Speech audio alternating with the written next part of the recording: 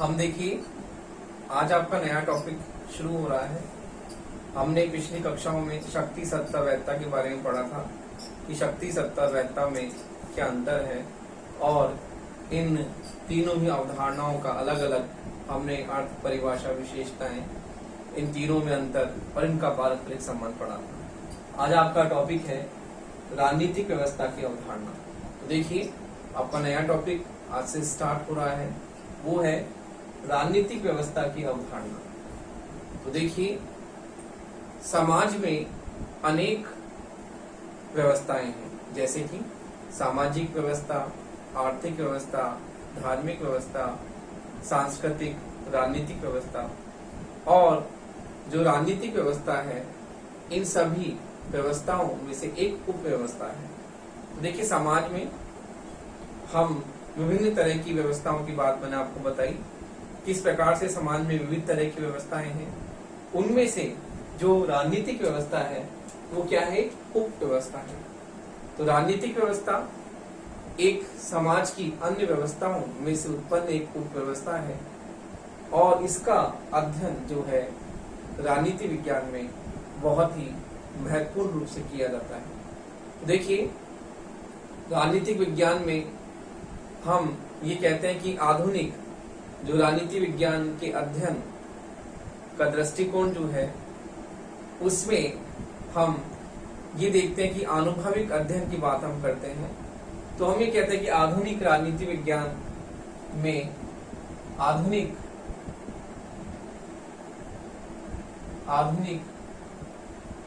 राजनीति विज्ञान के अध्ययन का दृष्टिकोण राजनीति विज्ञान के आधुनिक राजनीति विज्ञान के अध्ययन का दृष्टिकोण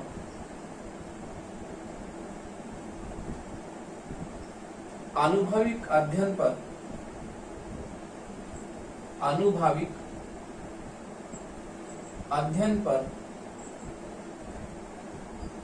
आधारित होना चाहिए।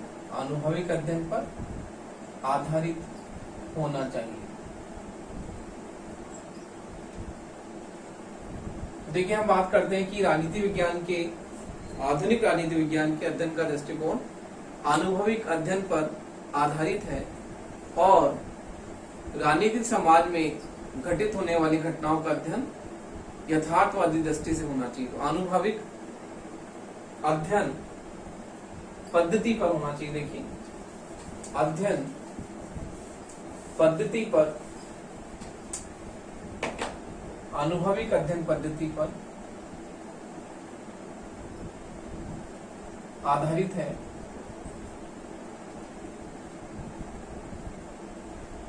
और राजनीति विज्ञान में घटित होने वाली राजनीति विज्ञान में घटित होने वाली घटनाओं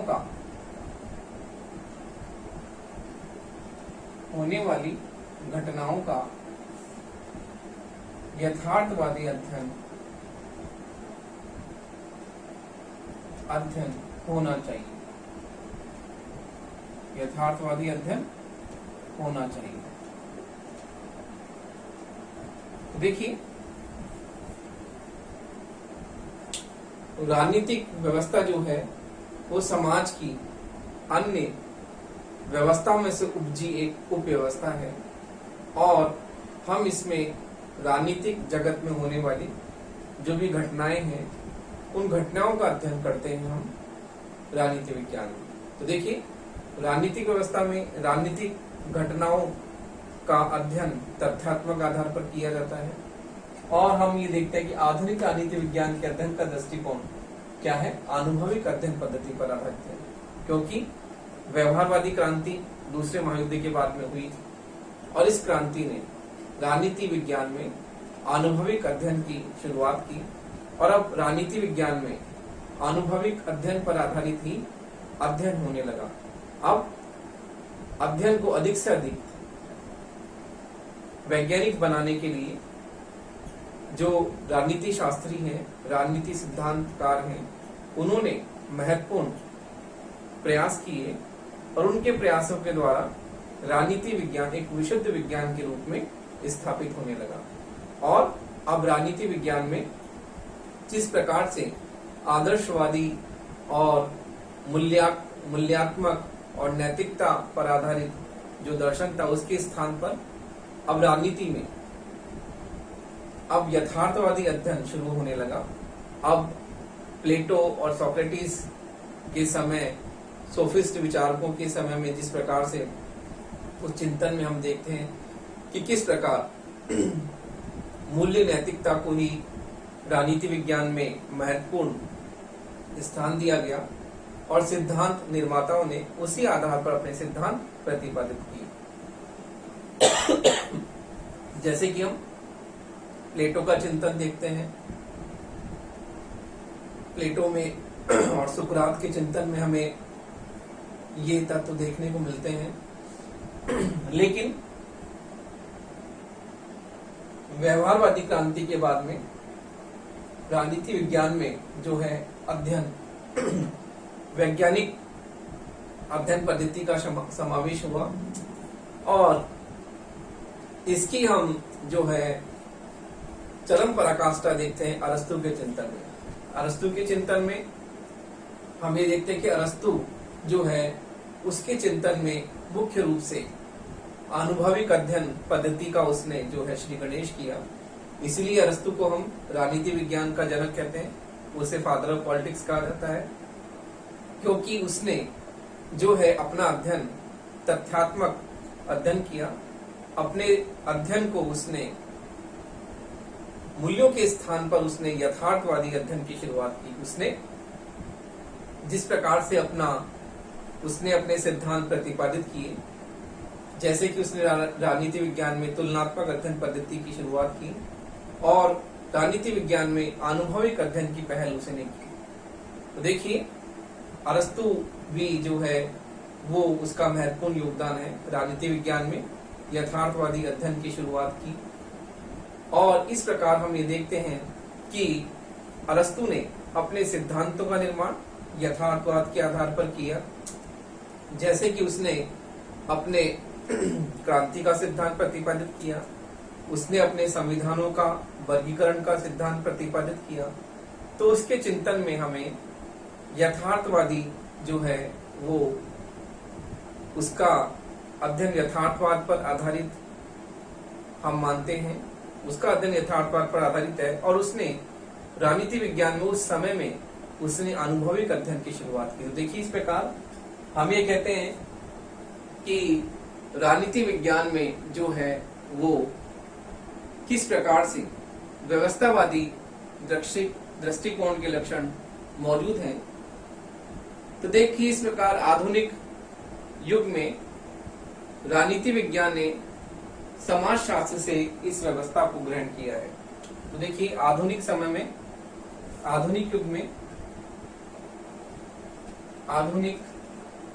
में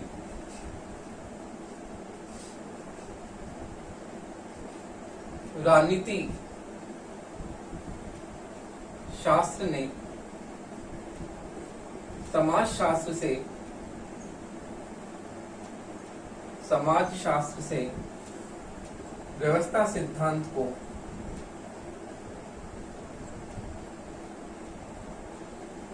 ग्रहण किया है। समाजशास्त्र से व्यवस्था सिद्धांत को ग्रहण किया है। और हम ये देखते हैं कि सबसे पहले बर्ट्रैंड लेफली ने इस व्यवस्था शब्द का प्रयोग किया। तो देखिए बर्ट्रैंड से ग्रहण किया और समाजशास्त्र ने इसे समाजशास्त्र ने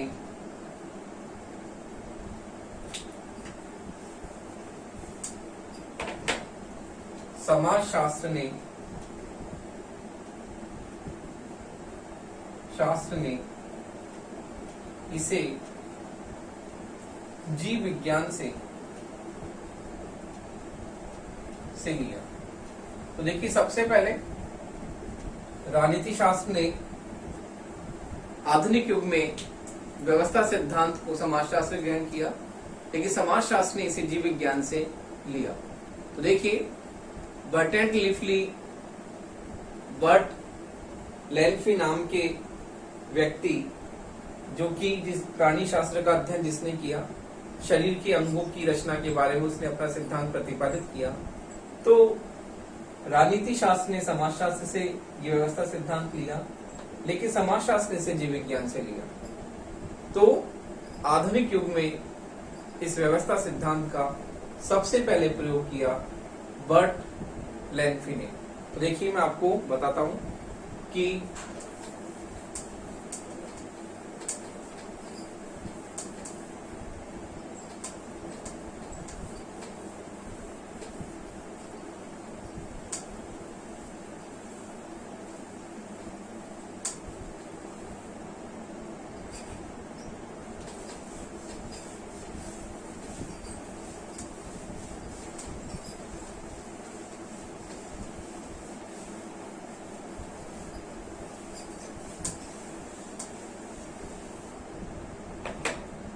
तो देखिए, व्यवस्था शब्द का सबसे पहले प्रयोग, व्यवस्था शब्द का सर्वप्रथम प्रयोग, व्यवस्था शब्द का सर्वप्रथम प्रयोग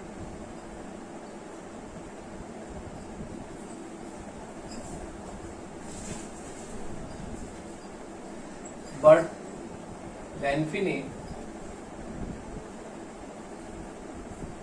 प्राणी शास्त्र में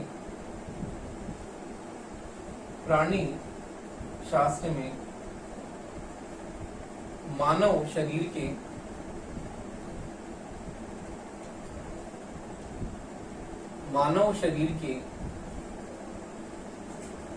विभिन्न अंगों का, मानव शरीर के विभिन्न अंगों का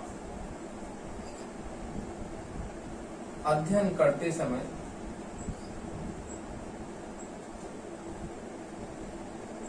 प्रयोग किया। तो देखिए, व्यवस्था शब्द का सबसे पहले प्रयोग बर्ट लेल्फी ने किया प्राणी शरीर के अध्ययन के विस्तृत प्रसंग में किया।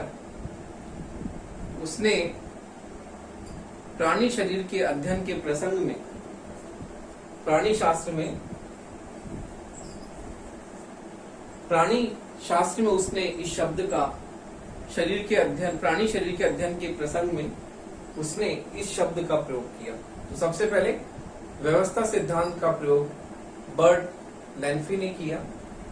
तो देखिए, इस प्रकार हम देखते हैं कि व्यवस्था सिद्धांत में किस प्रकार जो है हम इनकी शुरुआत जो हुई, और अब द्वितीय महायुद्ध के बाद राजनीति विज्ञान में भी इस शब्द का जो प्रयोग बहुत ही तेजी से होने लगा। दूसरे महायुद्ध के बाद में राजनीति विज्ञान में महत्वपूर्ण क्रांति हुई, जिसे हम व्यवहारवादी क्रांति के नाम से जानते हैं। व्यवहारवादी क्रांति ने राजनीति विज्ञान में इस व्यवस्था सिद्धांत का जो है प्रतिपादन किया, और व्यवहारवादी दृष्टिकोण के बाद में राजनीति विज्ञान में आनुभविक अध्ययन, वैज्ञानिक अध्ययन पद्धति, नई नई तकनीकों का समावेश होने लगा, और इस प्रकार जो है राजनीति विज्ञान में भी व्यवस्था सिद्धांत का जो है इसका अध्ययन किया जाने लगा। तो देखिए, दूसरे महायुद्ध के बाद में, व्यवहारवादी क्रांति के बाद में राजनीति विज्ञान में व्यवस्था संबंधी सिद्धांत, व्यवस्था सिद्धांत का जो है वो बहुत ही तेजी से जो इसका आगमन हुआ, और अब जो अध्ययन में आनुभविक अध्ययन और वैज्ञानिक अध्ययन जो है उस पर अधिक से अधिक बल दिया जाने लगा, क्योंकि अब सभी राजनीति शास्त्रियों का जो लक्ष्य था वो था राजनीति विज्ञान को विशुद्ध विज्ञान के रूप में प्रतिस्थापित करना और इसे अधिक से अधिक इसको वैज्ञानिक बनाना। तो इसलिए अनुभविक अध्ययनों पर बहुत ही ज्यादा ध्यान दिया जाने लगा और अध्ययन में वैज्ञानिक अध्ययन पद्धतियों पर जो है बहुत ही ज्यादा इसमें बल दिया जाने लगा। तो देखिए, हम देखते हैं कि इसमें राजनीति विज्ञान में व्यवस्था सिद्धांत के विकास में डेविड ईस्टन, आमंड लासवेल, राजनीति विज्ञान में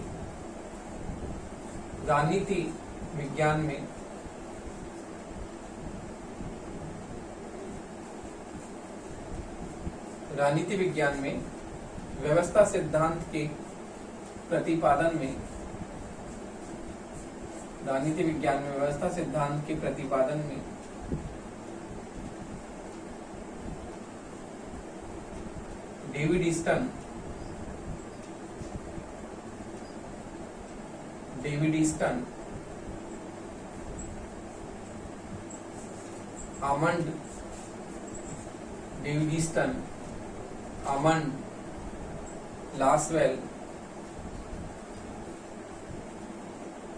डेविड ईस्टन, आमंड लासवेल,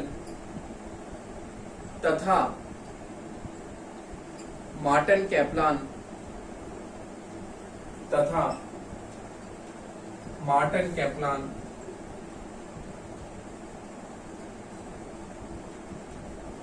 आदि का विशेष योगदान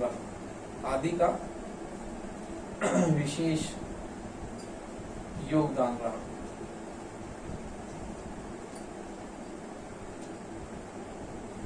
तो देखिए, राजनीति विज्ञान में व्यवस्था सिद्धांत के प्रतिपादन में डेविड ईस्टन, आमंड लासवेल तथा मार्टिन कैप्लान का विशेष रूप से योगदान जो है बहुत ही महत्वपूर्ण रहा और डेविड ईस्टन ने व्यवस्था सिद्धांत को प्रतिपादित करने में अपना महत्वपूर्ण योगदान दिया। इस प्रकार राजनीति विज्ञान में भी, क्योंकि राजनीति विज्ञान एक उप व्यवस्था है समाज की अन्य व्यवस्थाओं की, और अब राजनीति विज्ञान में व्यवस्था सिद्धांत पर बहुत अधिक बल दिया जाने लगा और अध्ययन में इसका समावेश किया गया। तो देखिए, एक विचारक है पिनॉक एवं स्मिथ, उसने कहा है कि एक राजनीतिक व्यवस्था समाज का एक उप समूह अथवा उसका एक पहलू है। तो देखिए, पिनॉक एवं स्मिथ की परिभाषा बहुत ही महत्वपूर्ण है। एक राजनीतिक व्यवस्था समाज का पिनॉक एवं स्मिथ के अनुसार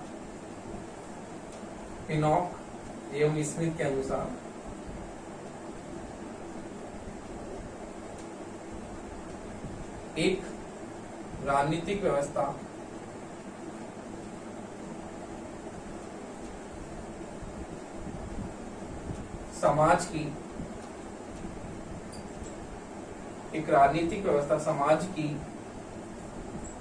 समाज की एक उप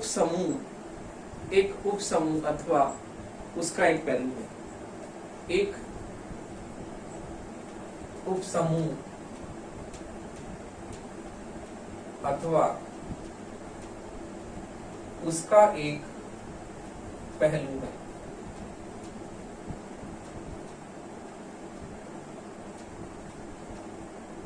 देखिए, मैंने आपको बताया था कि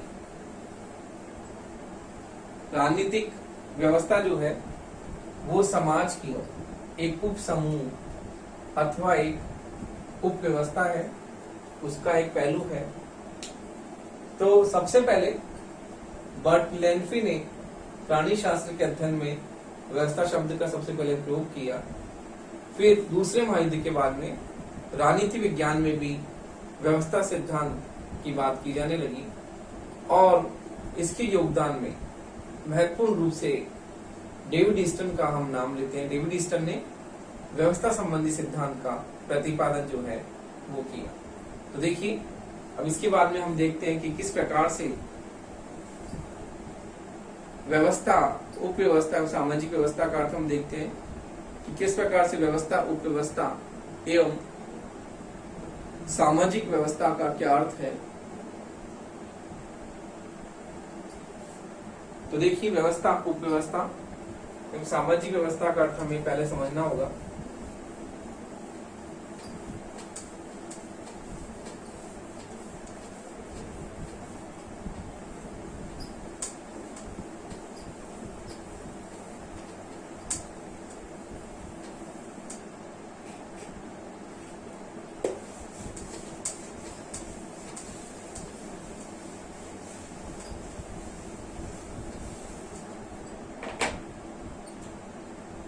देखिए व्यवस्था,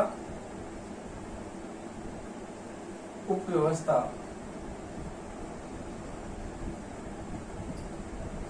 एवं सामाजिक व्यवस्था का अर्थ।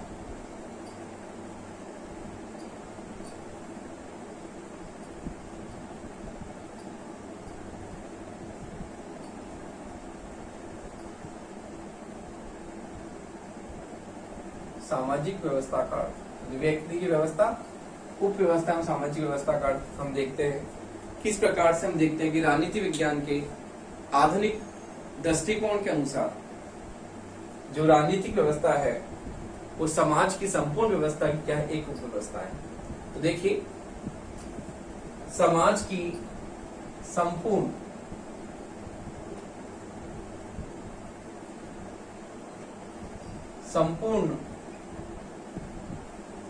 सामाजिक व्यवस्था की, संपूर्ण सामाजिक व्यवस्था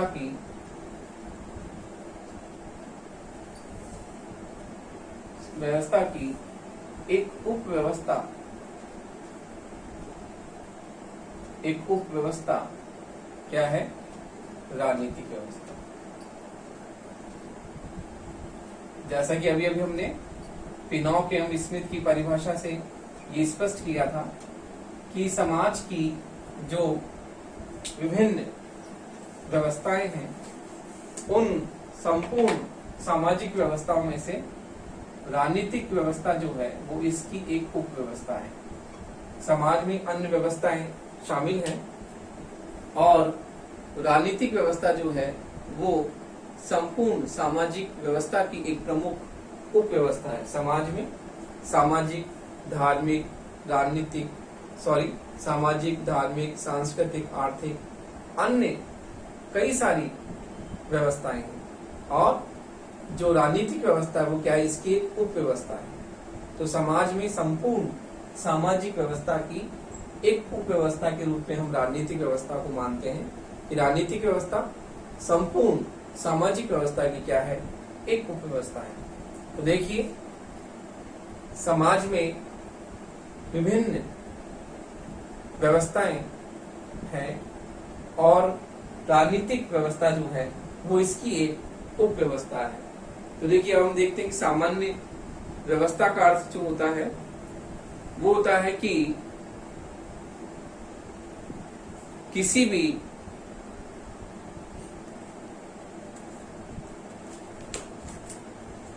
कोई भी संगठन में एक महत्वपूर्ण घटक के रूप में व्यवस्था होती है जो कि उसे क्या करती है, परिभाषित करती है। तो देखिए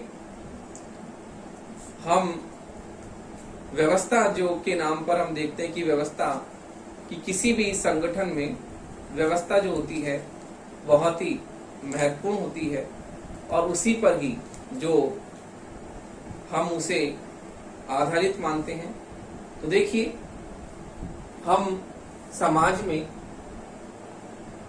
व्यवस्था का सामान्य अर्थ ये लेते हैं कि व्यवस्था किसी भी संगठन में उसको कहते हैं जो व्यवस्थित रूप से किसी भी कार्य पद्धति से संबंधित होती है। तो देखिए राजनीतिक व्यवस्था समाज संपूर्ण सामाजिक व्यवस्था की एक उप व्यवस्था है। इसलिए राजनीतिक व्यवस्था में हम राजनीतिक घटनाओं, राजनीतिक क्रियाओं, इनके अध्ययन की बात करते हैं और हम ये देखते हैं कि व्यवस्था के शब्दों में हम एक उप व्यवस्था को हम इसे मानते हैं। तो उप व्यवस्था का जो मतलब है वो ये होता है कि आधुनिक काल में व्यवस्था का सबसे पहले प्रयोग प्राणी शास्त्र में किया गया और प्राणी शास्त्र के बाद में हम समाज की अवधारणाओं को लेते हैं कि समाज शास्त्र से हमने इस अवधारणा को लिया, तो समाज शास्त्र में सामाजिक व्यवस्था और भी कई सारी व्यवस्थाएं हैं, और उन व्यवस्थाओं में हम राजनीतिक व्यवस्था को इसकी एक उपव्यवस्था मानते हैं। तो देखिए हम देखते हैं राजनीतिक व्यवस्था का अर्थ एवं परिभाषा क्या है, उसके बारे में हम अब डिस्कस करते हैं। राजनीतिक व्यवस्था का अर्थ एवं परिभाषा क्या है।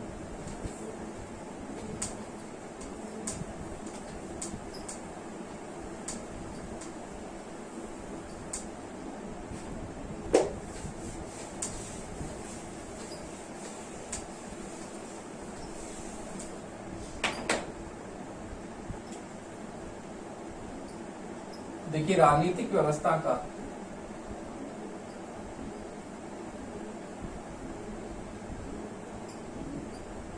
अर्थ एवं परिभाषा, राजनीतिक व्यवस्था का अर्थ एवं परिभाषा।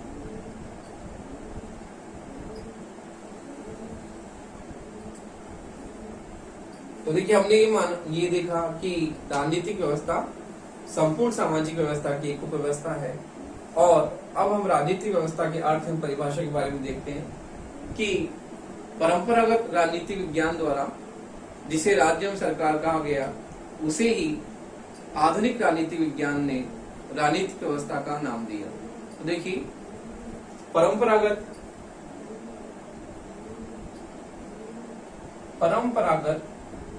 राजनीति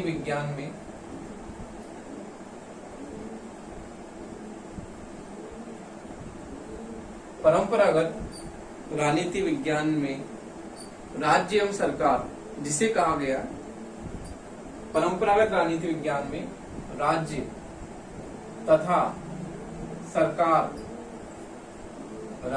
सरकार जिसे कहा गया,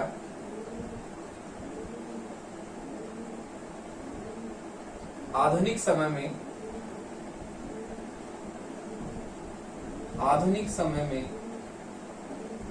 उसे ही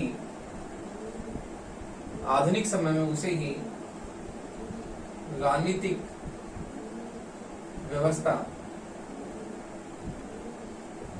व्यवस्था का नाम दिया गया।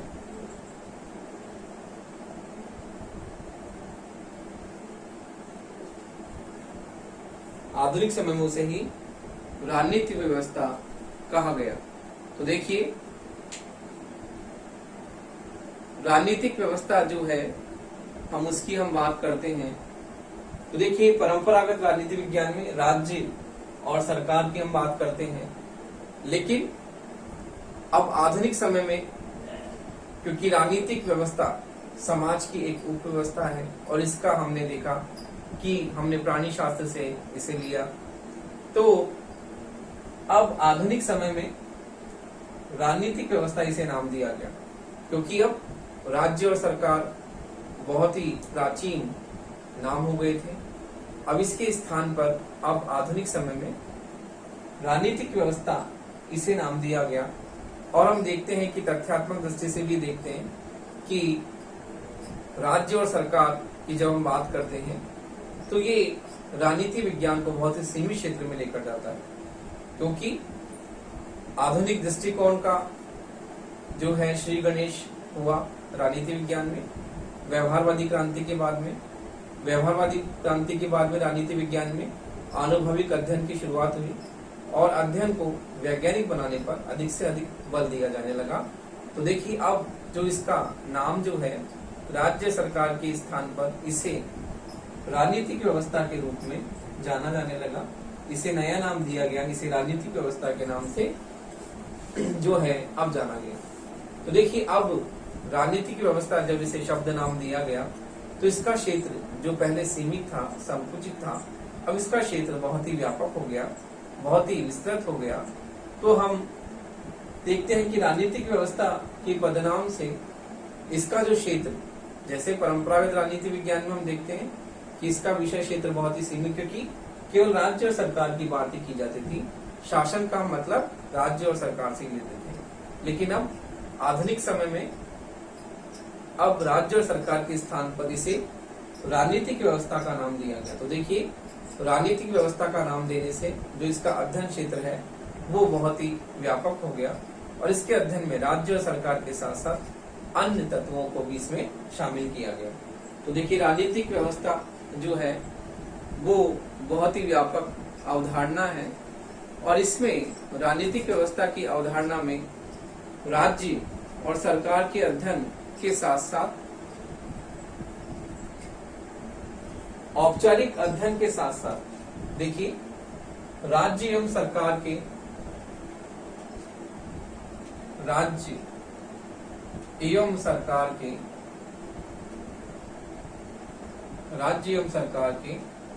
औपचारिक अध्ययन के साथ साथ राज्य एवं सरकार के औपचारिक अध्ययन के साथ साथ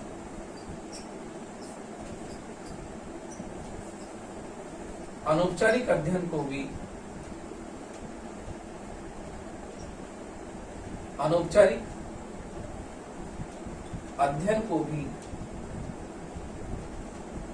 शामिल किया गया। अनौपचारिक अध्ययन को भी शामिल किया गया। देखिए राजनीतिक व्यवस्था में हमने देखा कि किस प्रकार से राज्य और सरकार की हम बात करते हैं तो हम देखते हैं परंपरागत राजनीतिक विज्ञान में जिस प्रकार से प्लेटो, हॉब्स लॉक ये प्राचीन विचारक हैं जो केवल राज्य और सरकार से ही जो है शासन का मतलब समझते हैं, लेकिन अब समय व्यवहारवादी क्रांति के बाद में समय बदल गया, आधुनिक युग की शुरुआत हुई और आधुनिक समय में इसे राजनीतिक व्यवस्था का नाम दिया गया और अब इसमें राज्य एवं सरकार के औपचारिक अध्ययन के साथ साथ अनौपचारिक संस्थाओं के अध्ययन की भी बात की गई। जैसे कि हमने जब व्यवहारवादी क्रांति वाला टॉपिक पढ़ा था तो आपको स्पष्ट रूप से बताया था कि व्यवहारवाद की क्या क्या मूलभूत विशेषताएं हैं, क्या क्या लक्षण हैं और व्यवहारवादी क्रांति का जब हमने अध्ययन किया था उसमें आपको बताया था कि व्यवहारवाद के अध्ययन में क्या क्या चीजें शामिल हैं और इसके विषय क्षेत्र में हमने किन किन विषयों को शामिल किया है। तो देखिए अब जो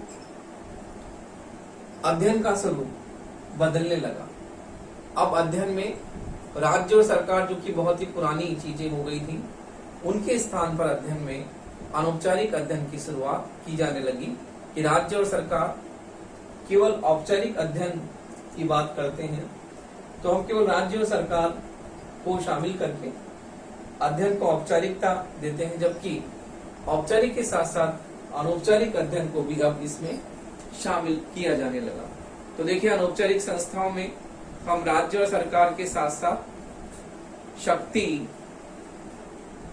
शक्ति, सत्ता, राजनीतिक मनोवृत्ति। तो देखिए अब अनौपचारिक अध्ययन की बात हम करते हैं। अब शक्ति,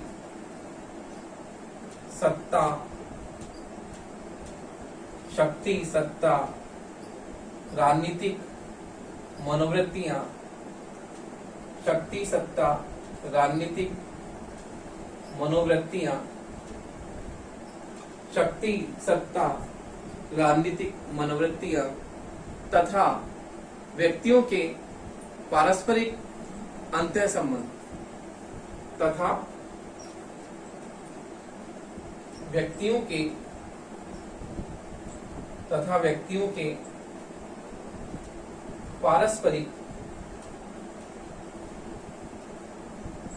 अंतःसंबंध,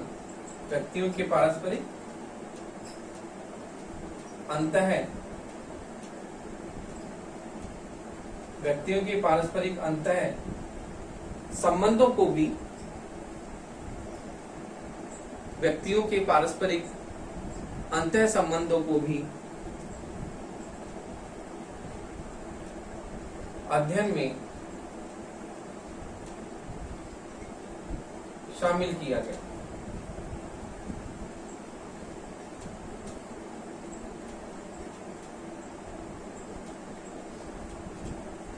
तो देखिए जहां पर परंपरागत राजनीति विज्ञान में हम राज्य और सरकार से ही राजनीति विज्ञान का सरोकार समझते थे कि राजनीति विज्ञान में राज्य और सरकार जैसी औपचारिक संस्थाओं का ही अध्ययन शामिल है।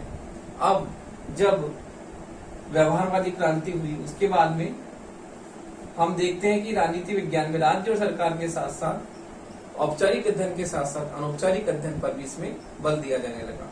और अनौपचारिक संस्थाओं में हम देखते हैं कि शक्ति, सत्ता, राजनीतिक मनोवृत्तियां तथा व्यक्ति के पारस्परिक अंतर संबंधों को भी इसमें शामिल किया जाने लगा कि व्यक्ति के जो पारस्परिक अंतर संबंध है उसको कौन कौन सी चीजें प्रभावित करती हैं, उनका अध्ययन भी इसमें शामिल किया गया। जैसा कि हमने बताया था आपको जब व्यवहारवादी क्रांति पढ़ी थी कि व्यवहारवादी क्रांति में उसका जो मुख्य जो केंद्र था वो था व्यक्ति का राजनीतिक व्यवहार, और व्यवहारवाद में हम अध्ययन का केंद्र बिंदु व्यक्ति के राजनीतिक व्यवहार को ही मानते हैं कि व्यक्ति के राजनीतिक व्यवहार के इर्द गिर्द ही व्यवहारवादी जो है वो अध्ययन करते हैं और व्यक्ति के राजनीतिक व्यवहार को ही अध्ययन का केंद्र बिंदु मानते हैं। तो देखिए, इस प्रकार राजनीतिक व्यवस्था सिद्धांत में हम विषय की व्यापकता को शामिल करते हैं कि किस प्रकार से राजनीतिक व्यवस्था जो है वो समाज की एक उप व्यवस्था है, और उप व्यवस्था होने के बाद भी हम इसमें राजनीतिक मनोवृत्तियां, राजनीतिक घटनाओं का हम इसमें अध्ययन करते हैं। तो इस प्रकार हम ये देखते हैं कि राजनीतिक व्यवस्था जो इसे नाम दिया गया, इस विषय को राजनीतिक व्यवस्था के नाम से आधुनिक समय में इसे जाना जाने लगा। तो अब इसका विषय क्षेत्र जो कि पहले संकीर्ण था, संकुचित था, अब इसका विषय क्षेत्र बहुत ही व्यापक होने लगा और इसमें शक्ति, सत्ता और राजनीतिक मनोवृत्तियों के साथ साथ व्यक्तियों के पारस्परिक अंतर संबंधों को भी इसमें शामिल किया जाने लगा।